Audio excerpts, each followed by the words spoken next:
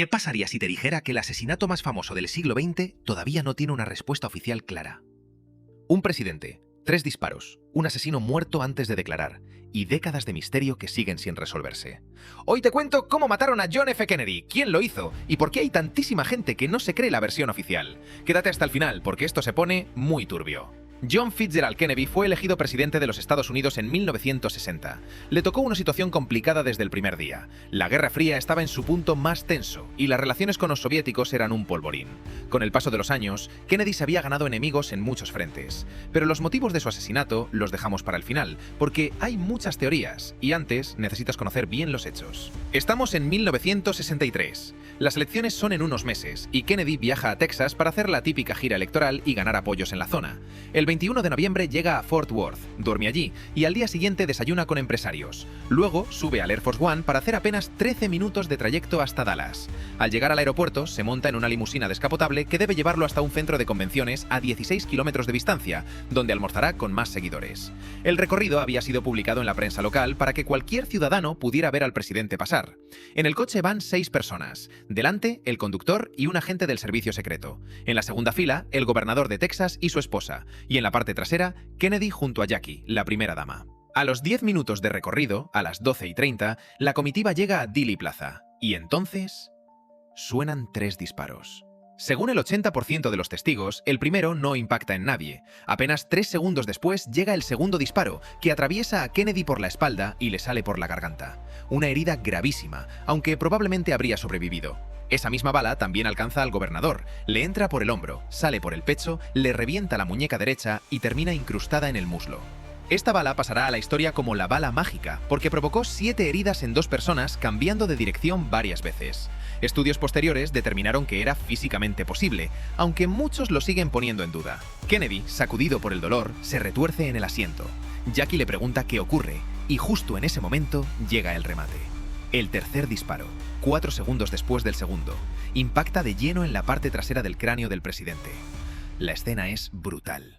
Jackie, presa del pánico, intenta pedir ayuda. Un agente del servicio secreto salta de otro vehículo y se sube a la limusina para proteger a los ocupantes. El conductor pisa el acelerador y llegan al Parkland Memorial Hospital en solo 6 minutos, circulando a unos 130 km/h por la ciudad. En urgencias, los médicos encuentran a Kennedy agonizando. Intentan reanimarlo durante 20 minutos, pero no pueden hacer nada. Se declara oficialmente su fallecimiento. Y aquí empieza algo muy extraño. Acto seguido, el forense intenta realizar la autopsia, pero el servicio secreto se lo impide y se lleva el cuerpo por la fuerza.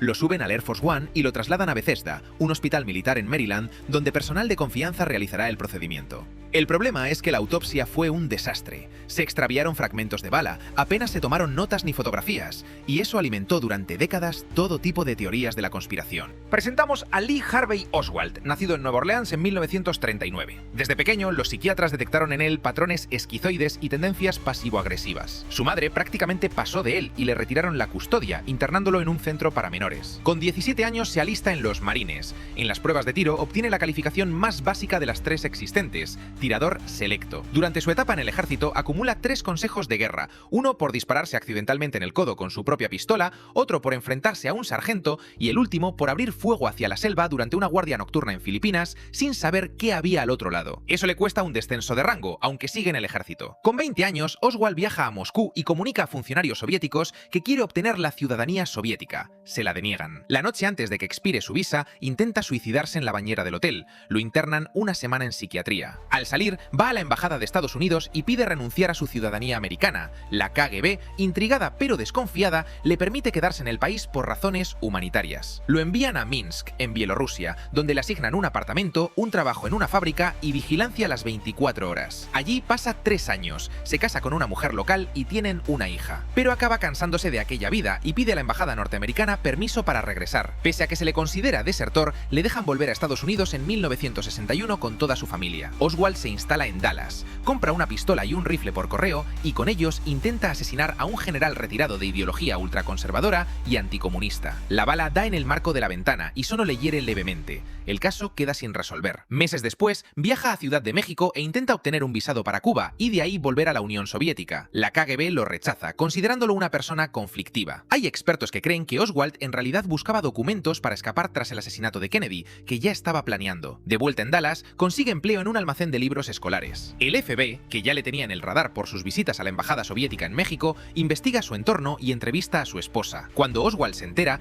va en persona a las oficinas del FBI y deja una nota en recepción. Esto es una advertencia. Haré volar el FBI y la policía si no dejan de molestar a mi mujer. Sorprendentemente, no pasó nada. Un mes después de empezar a trabajar en el almacén, llega el día clave, el viernes 22 de noviembre de 1963. Oswald sube a la sexta planta del edificio. La caravana presidencial va a pasar justo por delante. Saca su rifle y desde la ventana realiza los 3 disparos que acabarán con la vida del presidente de los Estados Unidos. Varios testigos, al oír los disparos, miran hacia arriba y creen ver a un hombre con un rifle en las ventanas. A los 90 segundos, un agente de policía entra en el edificio con la pistola en mano y sube hacia la sexta planta. En la segunda planta, en el comedor, se encuentra con Oswald tranquilamente bebiendo una Coca-Cola. El jefe del almacén confirma que trabaja allí, así que la gente sigue subiendo. En el sexto piso, junto a la ventana, encuentra 3 casquillos de bala y a pocos metros el rifle con mira telescópica. Pero Oswald ya no está ahí. 6 minutos después de que la policía encontrara el arma, había salido discretamente del edificio, cogido un autobús, bajado a las 2 paradas, tomado un taxi y llegado a su casa. Se cambió de ropa, cogió su revólver y volvió a salir. En la calle, un policía que patrullaba en coche oye por radio la descripción del sospechoso y ve pasar a Oswald por la acera. Para el coche, baja la ventanilla y le pregunta a dónde va. La actitud nerviosa de Oswald levanta sus sospechas. El agente sale del vehículo y en ese momento Oswald saca la pistola y le dispara 4 tiros, matándole en el acto. Oswald huye corriendo,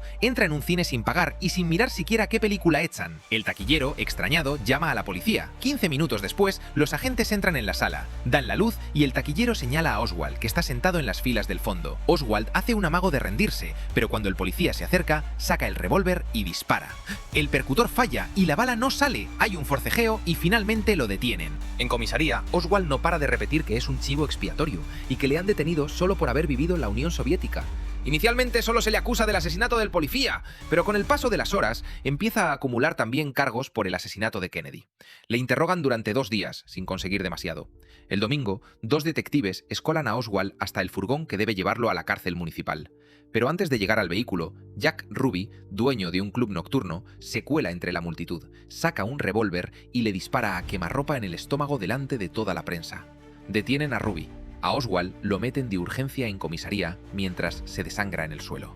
Los agentes le preguntan insistentemente si fue él quien mató a Kennedy. No responde.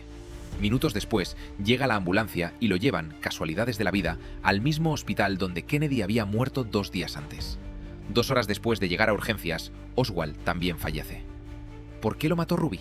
Según su confesión, para evitarle a Jackie Kennedy la humillación de ver a su marido asesino en un juicio. Pero Ruby tenía vínculos con varios grupos mafiosos y se dice que también mantuvo reuniones con agentes del FBI. Muchos creen que fue una pieza clave para silenciar a Oswald. Ruby fue condenado a muerte, aunque consiguió que le repitieran el juicio. No llegó a él, murió de cáncer de pulmón en 1967. Sus últimas palabras fueron: "No hay nada que ocultar. Actué solo". La versión oficial dice que Oswald actuó solo y fue el único tirador, pero hay datos que no cuadran. 16 años después del asesinato, un comité de la Cámara de Representantes concluyó que en realidad se dispararon 4 tiros, no 3, y que probablemente hubo 2 tiradores, lo que implicaría una conspiración, aunque tampoco llegaron a ninguna conclusión definitiva. Luego está el famoso montículo de hierba. De los 152 testigos presenciales, 51, un tercio, declararon que al menos el primer disparo vino desde una colina con una valla, no desde el almacén. Algunos dijeron haber visto humo o incluso olido la pólvora desde ahí. Un testigo afirmó haber visto a 2 hombres con micrófonos detrás de unos arbustos segundos antes del asesinato. Esos testimonios fueron desestimados. Y varios testigos que grababan la escena en esa dirección tuvieron que entregar sus películas al servicio secreto. Esas imágenes nunca salieron a la luz.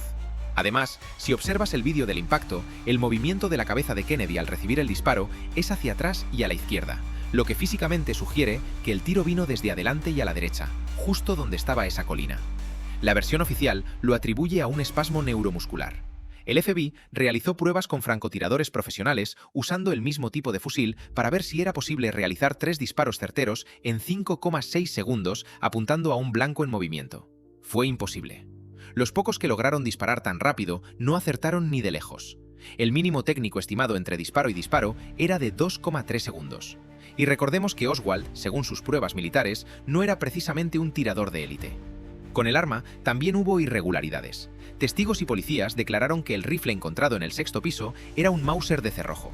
Pero horas después, las autoridades afirmaron que en realidad era un rifle italiano Mannlicher Carcano. 2 armas distintas, una sola explicación oficial. Y luego está la bala mágica, que atravesó 15 capas de ropa, 7 capas de piel y 38 centímetros de tejido muscular, incluyendo hueso, para terminar encontrada casi intacta en la camilla del hospital. Algunos estudios en 3 de estaño modernos sugieren que la trayectoria es posible si los protagonistas estaban en una posición muy específica, pero los escépticos no se lo creen. Un trabajador de la CIA confesó en su momento que Oswald era en realidad un agente encubierto de la agencia, aunque una investigación interna lo descartó. Además, las grabaciones y fotografías de Oswald entrando en la embajada soviética en Ciudad de México fueron analizadas por agentes de la CIA, quienes concluyeron que el hombre de las imágenes no era Oswald, sino alguien haciéndose pasar por él. Hablaba mal el ruso, algo extraño en alguien que vivió 3 años en Bielorrusia y estaba casado con una soviética. Y toda la información de ese periodo fue borrada misteriosamente de los archivos. Kennedy tenía enemigos en muchos frentes, agentes del propio gobierno estadounidense involucrados en alguna conspiración interna, la mafia como venganza por la presión que les estaba metiendo su administración, grupos anticastristas furiosos por no haber invadido Cuba tras el fallido desembarco de Bahía de Cochinos, sectores militares que lo consideraban demasiado blando frente al comunismo y que no le perdonaban su negativa a intervenir en Vietnam. Precisamente, al año siguiente de su muerte, Estados Unidos entró en esa guerra. El Mossad israelí, molesto porque Kennedy se negó a permitirles desarrollar su programa de armas nucleares. E incluso personas de su entorno más cercano, como el vicepresidente, que ascendió a la presidencia horas después del asesinato. Hay 1000 candidatos, y a día de hoy, todo sigue siendo una incógnita. Si llegaste hasta aquí, ya sabes más sobre el asesinato de Kennedy que el 99% de la gente. Pero esto es solo uno de los muchos casos que contamos en Historias Ilustradas. Conspiraciones, crímenes, secretos históricos y los momentos que cambiaron el mundo, todo explicado de forma clara y entretenida. Suscríbete a Historias Ilustradas y activa la campanita para no perderte ningún vídeo. Y cuéntame en los comentarios, ¿crees que Oswald actuó solo o hubo algo más detrás? Me muero por leer lo que piensas. Nos vemos en el próximo capítulo.